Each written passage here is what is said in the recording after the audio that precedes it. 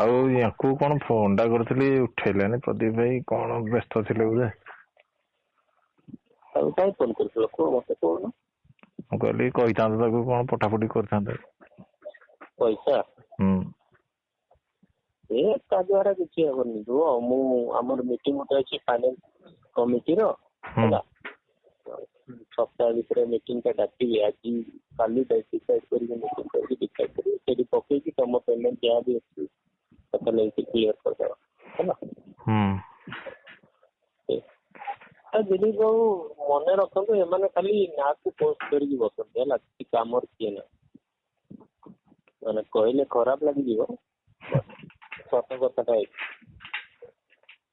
ଏଇ ଟାଇପ ର ଲୋକ ଅଛନ୍ତି କହିକି ତ ପ୍ରଦୀପ ମହାନ୍ତି ଏତେ ବର୍ଷ ରାଜ କଲା ନା। ଯାହାର ସମସ୍ତେ ଗୋଟେ ଗୋଟେ ଦାୟିତ୍ୱ ଦିଆଯାଇଛି, ଯଦି ତମ ଦାୟିତ୍ୱ ଟା ଠିକ ସେ ନିଭେଇବନି ଲାଭ କଣ ତାହେଲେ? କଣ କରିବ, ସେଇଟା ତ ପ୍ରୋବ୍ଲେମ ତ ସେଇଟା ନା। ମାନେ ଏମାନେ ମାନେ ଗୋଟେ ଜିନିଷ ଖାଲି ପୋଷ୍ଟ ନେଇକି ବସି ଗଲେ ହବନି। ମୁଁ କାହାକୁ ପର୍ସନାଲି କହୁନି, ଯେତେ ଅଛନ୍ତି ସମସ୍ତଙ୍କ କଥା ହେଲା। ଆଉ ସବୁ ଜିନିଷ ତ ମାନେ ଝାଡୁ ମାରିବ ବି ସେକ୍ରେଟାରୀ, ଆଉ ମାନେ ଜଣେ କହିଲେ ଅସୁବିଧା ହବ ନା। ଜଣେ କରିବ, ଆଉ ଜଣେ କରିଲା ପରେ ଏମାନେ ଖାଲି ଆସିକି କହିବା କଥା। ମାନେ ଜଣେ କଲେ ଅସୁବିଧା କଣ, ସମସ୍ତେ କହିବେ ଇଏ ବେଶୀ ମୁଣ୍ଡ ଖେଳଉଛି, ଇଏ କରୁଛି। ସେଇ ଫାଇଦା ଉଠେଇକି ତ ପ୍ରଦୀପ ମହାନ୍ତି ଯାହା ବି କରୁଥିଲା ଠିକ କରୁଥିଲା। ଇଏ ତ କିଛି ହେଲ୍ପ କରନ୍ତିନି ହେଲା। କଣ କରିବା, ଫ୍ୟୁଚର ଟିକେ ଚେଞ୍ଜ କରିବାକୁ ବି ବିଚାର ଅଛି, ଦେଖାଯାଉ କରିବା। ତମେ ମାନଙ୍କୁ ବି ଇନଭଲ୍ଭ କରିବାର କଥାବାର୍ତ୍ତା ଅଛି। ସବୁ ଗୋଟେ କରିକି ହଉ। ଏ କରୋନା ହେଇଯାଇଛି ମାନେ ଆମେ ଗୋଟେ ମାନେ ଗୋଟେ ଫର୍ମୁଲା ମୁଁ କାଢୁଛି ବୁଝିଲ। ତମକୁ କହୁଛି, ତମେ ତା ସାଙ୍ଗରେ ମାନେ ବେଶୀ ଏଟାକୁ ଇଏ କରିବନି। ମାନେ ଭାବିଦିଅ ଏବେ କଲେକ୍ସନ, ପଇସା କଲେକ୍ସନ ଭାବିଦିଅ। ଏବେ ମୁଁ ତମକୁ କହିବି ଯେ ଦିଲ୍ଲୀପ ବାବୁ ମତେ ତମେ ପଇସା କଲେକ୍ସନ କରିକି OSDA ପାଇଁ ମତେ ପଇସା ଦରକାର। ତମେ ଭାବିଦିଅ ତମ ଆଡୁ ତମେ 10 ଲକ୍ଷ ଟଙ୍କା କଲେକ୍ସନ କଲ, ଲେଟେଷ୍ଟ ସପୋଜ ହେଲା।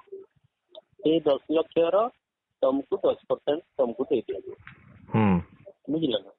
ମାନେ ନହେଲେ ଦିଲ୍ଲୀପ ତା କାମ ଛାଡିକି କାହିଁ କଲେକ୍ସନ କରିବ ଭାଇ? କାହା ପାଖରେ ଆଉ କିଛି କାମ ନାହିଁ କି କଣ? ତମକୁ ଖାଲି ଆଣି ପଇସା ଦଉଥିବ, ସିଧା କଥା। ବୁଝିଲ ମୋ କହିବା ମାନେ ବୁଝିପାରୁଛ ତ?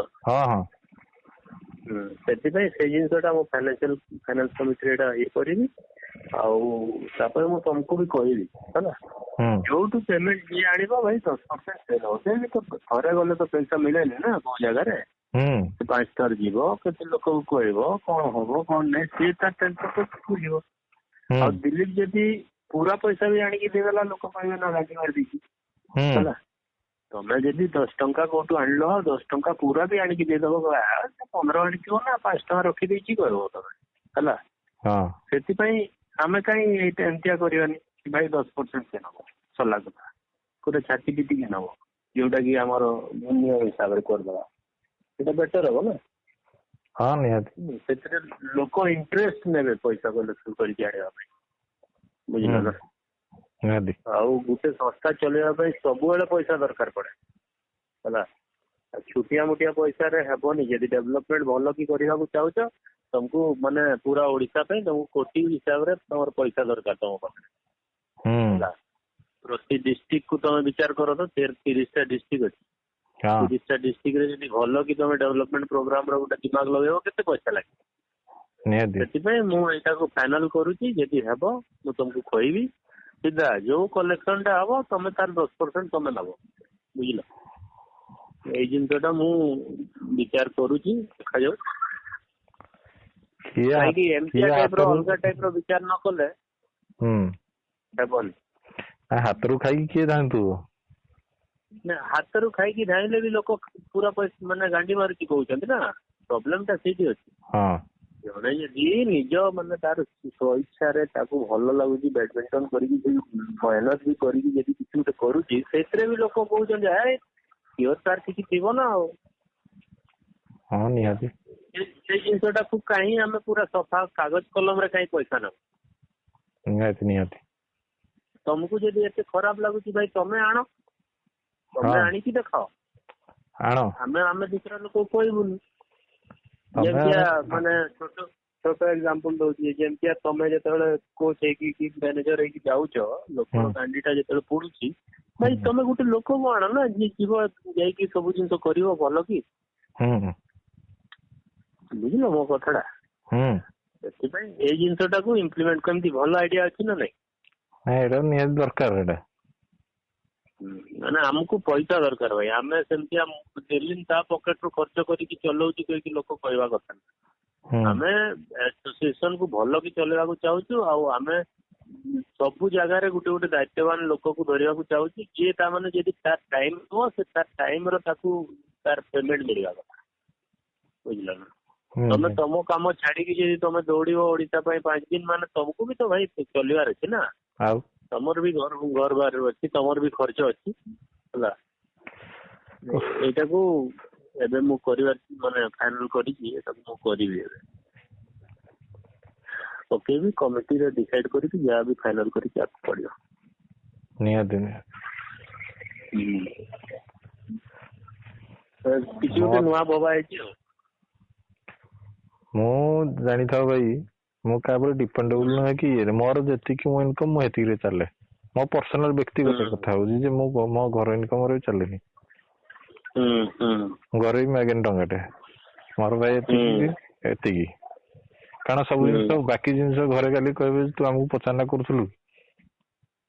ନାଇଁ ଦେଖ ଦିଲ୍ଲୀପ ଭାଇ, ମୁଁ ମୋର ପର୍ସନାଲ କଥା କହୁଛି ହେଲା। ମୁଁ ମୋର ବିଜନେସ, ମୋର ଟାଇମ, ମୋର କାମ ଛାଡିକି ମୁଁ ଓଡିଶା ବ୍ୟାଡମିଣ୍ଟନ ପାଇଁ ଦୌଡ଼ିବି। ମୋ ୱାଇଫ ମତେ 50ଟା କଥା କାହିଁ ଶୁଣେଇବ? ମୋ ପଇସା ଟା ମୁଁ ସେଠି କାହିଁ ପୁରେଇବି? ସେଥିପାଇଁ ମୁଁ ଯୋଉ ଜାଗାରେ ଯାଇକି ମୁଁ ଯୋଉ ମୋର ମେହନତ କରିକି ପଇସା ଟା ଆଣିବି, ଭାଇ ମତେ ବି ତ ପଇସା ଦରକାର ନା। ନିଜେ ମୋର କାମ ଛାଡିକି ମୁଁ ଯାଉଛି ନା। ଯୋଉ ଉପର ବଟମ ଦେଇକି କଥା କହିଲେ ହବନି। ସେଠି ବହୁତ ହିସାବ କିତାବ, ଆଉ ଗୋଟେ ଜାଗାକୁ ଥରକୁ ଗଲେ ହେବନି। ଆମ ଘର ନୁହଁ ଯେ ଯୋଉ ବୋର୍ଡ ସଜେଇକି ଆମେ ରଖିବୁ। ସେଇଟା ସବୁ ଭାବିକି ମୁଁ କହିଲି ଯେ ନାଇଁ ଭାଇ, ଏଟାକୁ ଯଦି ଚଳେଇବାର ଅଛି ଭଲ କି ହିସାବ କିତେ କରାଯାଉ ହେଲା। ସେଟା ମୁଁ ଏକା କହିକି ନାହିଁ, ଯିଏ ବି ଯୋଉଠୁ ବି ପଇସା ଆଦାୟ କରିକି ଆଣିବ, ସେଟାକୁ ତାର ମେହନତର ପଇସା ସବୁ ପାଇଁ ସେ ଇଚ୍ଛା କରିବ।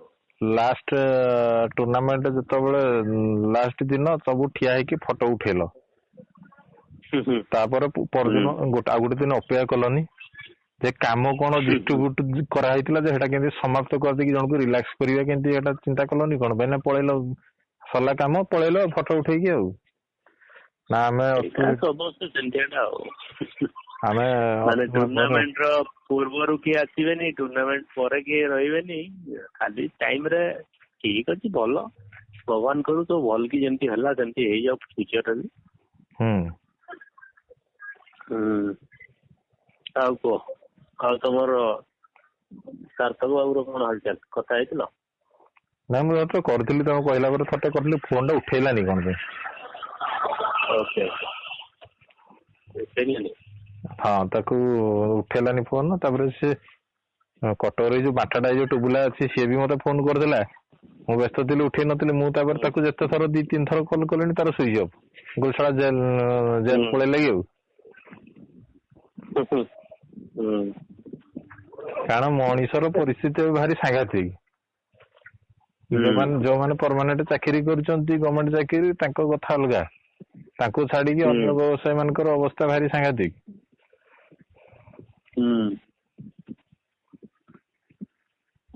ସତ କଥା, ବହୁତ ସାଂଘାତିକ ଅବସ୍ଥା ଅଛି ସମସ୍ତଙ୍କର।